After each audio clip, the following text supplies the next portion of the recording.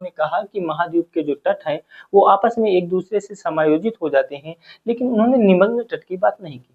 अब बात निमग्न तट क्या है, तो अगर हम कहें कि ए है और इसे हम मान लेते हैं ये बी है, यानी जो जल से ऊपर का क्षेत्र है वो हम ए मान लेते हैं, जो जल से नीचे का क्षेत्र है वो बी। इसमें हम मान लेते हैं इसको एक्स और इसको हम मान लेते हैं वाई। ये दो महाद्वीप है, ये भी महाद्वीप है और ये भी महाद्वीप।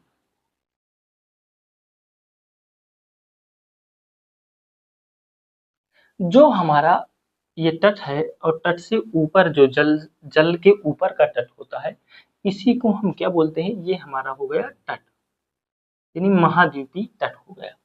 लेकिन जो जल में है, यानी कि ये वाला जो भाग है, ये वाला भाग, इसी को हम क्या बोलते हैं, निमग्न तट बोलते हैं। क्या बोलते हैं, निमग्न तट। सेम वही, ये निमग्न तट।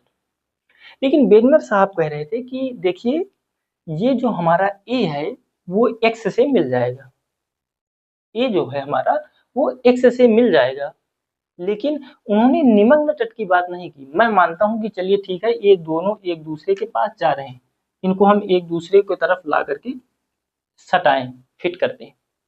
तो मैं ये जो निमग्न तट है, ये जो हमारे निमग्न तट है, एक ये है, तो मान लीजिए एक यहां से खींचो और एक यहां से, ये जाकर के क्या हो जाएंगे, ये एक दूसरे के पास तरफ जाएंगे, तो ये आपस में क्या आएंगे, ये इधर आएगा और ये इधर जाएगा, तो ये आपस में क्या हो जाएंगे, ये आपस में यहाँ पे लड़ जाएंगे।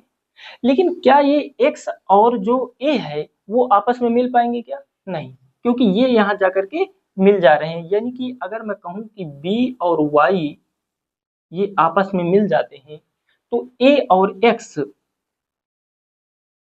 क्या मिल पाएंगे, नहीं, नहीं मिल सकते। क्यों, क्योंकि जो निमग्न तट है वो इनको क्या कर रहा है, यहाँ पर सेट हो जा रहा है, और इसी को हम बोलते हैं जिंगसॉ फिट, जिंगसॉ